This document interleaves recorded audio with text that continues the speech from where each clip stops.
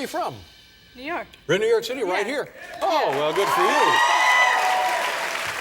How old a girl are you? Yeah? 13. 13, so you're just a kid then. You're just really a kid. Sure. Yeah. Was this like your first big movie, this Robert Redford deal?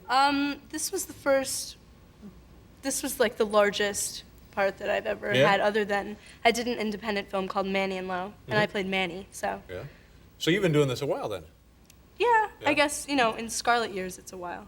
In Scarlett years, meaning, sure, it eats up a huge percentage of your life, but Right. you're only 13, so what are we talking about really then, huh? Like, I've been doing it for about 5 years. How did you get started? Did your folks help you get started? Did you always want to be an actress? When did you know? I've always wanted to be an actress. I mean, ever since I can remember. I mean, I remember when I was 3 telling my mom that I had fire in my brain to act, and, you know, she must have thought I was crazy or something. Yeah. But she said, you know, wait until you get older. Yeah. And so, I remember when I was 3, I told my mom, there's something wrong in my diapers. That's a whole different deal, though.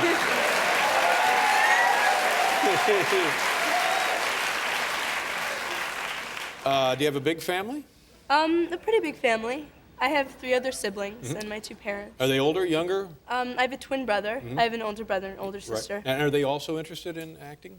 Nobody in my family is, Really? actually. I was the first one. Now, when you're like this, when you're just still a kid and you're in school and you have friends and you have family, how do they react to the fact that you're like a big shot actor? How does that go? Is that a problem for you or for them? Well, I mean, my friends have been pretty good about it, and they've always really encouraged me to just go for it. Well, that's nice. So you find them to be very supporting and nurturing. Yeah. Well, yeah. that's good, because a lot of times, you know, they can be, kids especially can be petty, and you don't want that. That's not fun for anybody. They've been pretty good about it. I've been good. lucky. That probably says something lovely about you. It's probably because you're a nice, decent person that they behave in kind. That's debatable, but, you know. And so this thing is like you're out there in Montana. Had you ever been to Montana before? No, I'd never been that, I mean, other than California, never been out that far west. Right. Before. What was it? How long were you actually in Montana? We were there for about 4 months. So the whole shoot took about 6 months altogether. What was your impression of Montana? Very vast. Vast, yes. You know, it's a big sky country. Yeah, sure. Yeah, I noticed that, you know. I didn't even know the sky was blue before I went out there. It really is a different kind of blue, isn't it? Yeah, it's amazing. Yeah.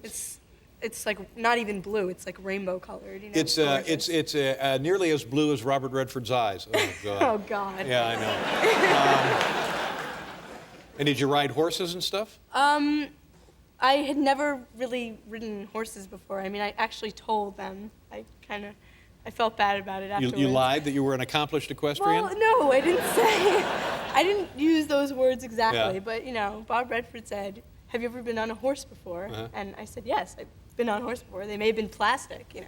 But, you know, I didn't tell him that. I just said I'd been on a horse before. I took him literally. Yeah. And so, and then when I got the part and we started filming, the Wranglers called the casting director. My casting director called my agent, was like screaming on the phone. She doesn't know what she's doing. Oh, yeah, We yeah. thought she knew how to ride. She was like, no, she told you she'd been on a horse before. Exactly. Yeah.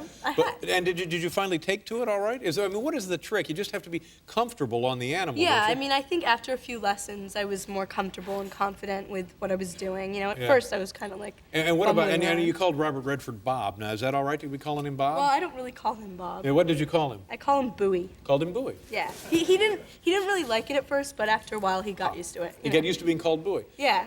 And why exactly was Bowie the name of choice? Well, I think I didn't like to call him Bob. You know, Yeah. it's not that I don't like the name Bob. All you Bobs out there, you know, don't be offended. But I think that I felt like Bob sounded too formal and too kind of like the people that thought it was cool to know him would call him Bob, you know, like me and Bob. First of all, he's too old to be called Bob. Well, come on. You could call him Robert. You could call him Robert. You could call him Mr. Redford. I don't know about this Bowie thing. That's between you and Bob. But the fact that the guy is in his late 70s means you're not calling him Bob. You know what I'm saying? Well, you know, I think you've added a couple years on there. You know, I'm getting ready to go to. Take or give. I'm going to Montana on Friday. I'm going out there. I've never been to Montana before. Why? I'm very excited because What's your reason? well, it turns out I am an actual. A couple of years ago, I realized I'm a cowboy. Oh. And sooner or later, every cowboy answers the call of the big sky. Yeah, sure. So I gotta go. I just gotta go. I can't help agree. myself. I Now, agree. now, what do I have in store for me? Will it be fun, or will I get beat up? Well, I'd say we kind of, I mean, it was wonderful out there, Yeah. and it was incredible. Would you and go something- back? Yeah, I'd go back, definitely. But I mean, we experienced things there that coming from New York, never really experienced before. Like what kind of you know. stuff? Like this, there's so many mountains and just big open fields, Right. and a lot of wildlife is out there. Yeah. But I think one of the things that we ran into that you might want to steer clear of are the plagues. Plagues? Yeah.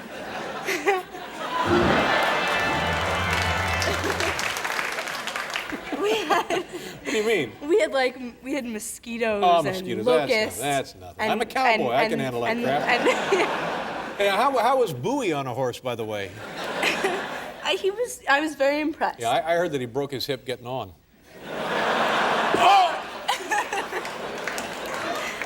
Well, 3 hours. that's between But you does he whisper into the horse's ear? Do you see a lot of that? Is there a lot of that?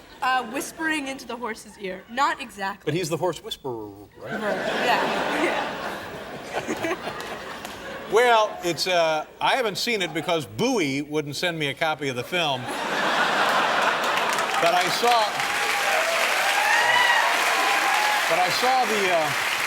the little clips of it. It looks beautiful. The film looks just stunningly beautiful. Yeah. Yeah. Well, our DP did an incredible job. I wasn't it was so. I said DP. Director of photography. Yeah, okay. That's the better name. Very hip. Very hip. He was